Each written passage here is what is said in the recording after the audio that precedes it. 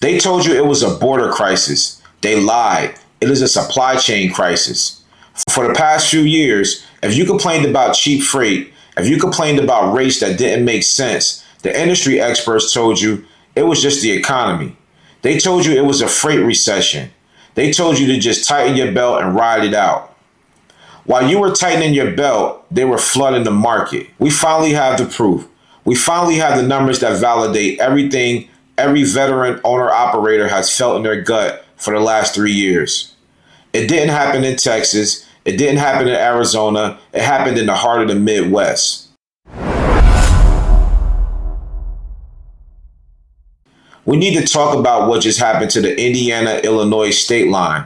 We need to talk about Operations Midway Blitz. Because what the Indiana State Police and ICE just uncovered isn't a news story. It's a crime scene. And the victim of that crime is the American owner-operator. Let's look at the raw numbers, because numbers do not have a political agenda. In a single weekend operation, just 48 hours, law enforcement set up a dragnet on I-80 and I-94. These are the arteries of America. This is where the freight moves. And that one weekend, they arrested 146 illegal alien truck drivers. I want you to stop and visualize that. 146 18-wheelers. That is miles of backed up traffic. That is an entire medium-sized trucking company fleet pulled off the road in 2 days at one single checkpoint. If they caught 146 in one weekend in one location, how many thousands slipped through that weekend across the rest of the country? How many tens of thousands are running right now as I speak? This is not a trickle. This is a flood. This is an invasion of our industry by a shadow workforce that plays by a completely different set of rules than you. And this is the smoking gun that explains why you cannot make any money OTR right now. Think about it. You are sitting there trying to calculate your cost per mile. You're factoring your truck note, your commercial insurance, your IFTA taxes, your maintenance fund, your tires. You know you need $2.50 a mile just to keep the lights on and put a little money away. And you are bidding against a ghost fleet. Those 146 drivers caught in Indiana, they are a part of the ghost fleet. Do you think they are paying $15,000 a year for insurance? Do you think they are paying their fair share of road taxes? Do you think they are adhering to hours of service regulations? Of course not. They are running under the radar. They are likely running under leased on authority from shady carriers in Chicago using fake CDLs obtained from mills in Illinois and New York. Their operating costs are virtually zero compared to yours. So when a broker posts a load from Chicago to Atlanta for $1.30 a mile, you look at it and get insulted. You know it's a garbage rate. But one of those 146 drivers look at that $1.30 a mile, and to them, it's pure profit. They take it instantly. That is why the spot market is dead. It hasn't died of natural causes. It was murdered. It was murdered by an influx of subsidized illegal labor that the government ignored for 5 years. And let's talk about where these drivers are coming from. This operation was on the Indiana border, catching traffic coming out of Illinois. For years, we have warned about the blue state CDL mills. We know that states like Illinois have become sanctuaries, not just for people, but for fraudulent paperwork. You have schools in Chicago that churn out CDLs for cash, no questions asked. These drivers aren't staying in Chicago. They get their bogus credentials and they hit the road, driving through Indiana, Ohio, Pennsylvania, destroying the rates in the red states that actually try to enforce the law. It is a pipeline of cheap, dangerous labor that is being pumped directly into the national supply chain. And who benefits? Look at the brokers. Look at the mega shippers. Do you really think they didn't know this was happening? Do you think the brokers in Chicago who were booking these 146 drivers every day didn't realize something was fishy when a driver couldn't speak English and was willing to haul freight for fuel money? Of course they knew. They loved it. These drivers were the brokers' dreams. They were cheap, they were desperate, and they couldn't read the contracts to argue about detention pay. They were the perfect disposable workforce to keep margins high for the brokerage and rates low for the shipper. The entire OTR ecosystem became addicted to this illegal labor. It was a party, and everyone was getting rich except for the honest American owner-operator who was left holding the bag.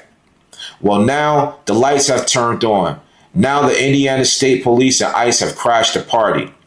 And you might be thinking, good, it's about time. Maybe rates will finally go back up. Don't hold your breath. Yes, it's good they caught them. Yes, it's vindicating to finally have proof of what we've been saying. But the damage is already done.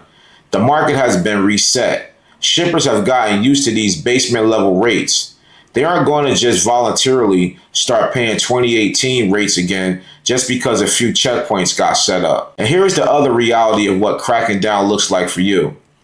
When the government decides to get tough on trucking, they don't have a magic wand that only targets the bad guys. They use a blunt instrument. That means more weigh station inspections for everyone. That means more roadside DOT exams for everyone.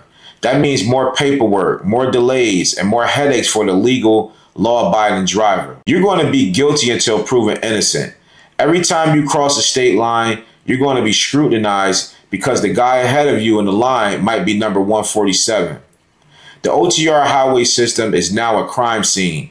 It is compromised territory. Why would you want to keep building your business in a war zone? Why would you want to keep competing in a market that is flooded with people who don't have to follow the same rules you do? This is why I pivot. This is why I got out of OTR and start focusing on contracts.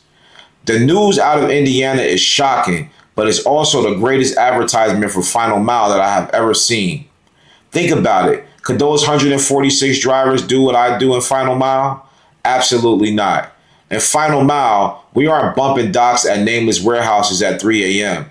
We are delivering to residential neighborhoods. We are delivering to businesses during operation hours. We are the face of the brand we represent. When I sign a contract with a major retailer to handle their local deliveries, they have strict requirements. The number one requirement, communication.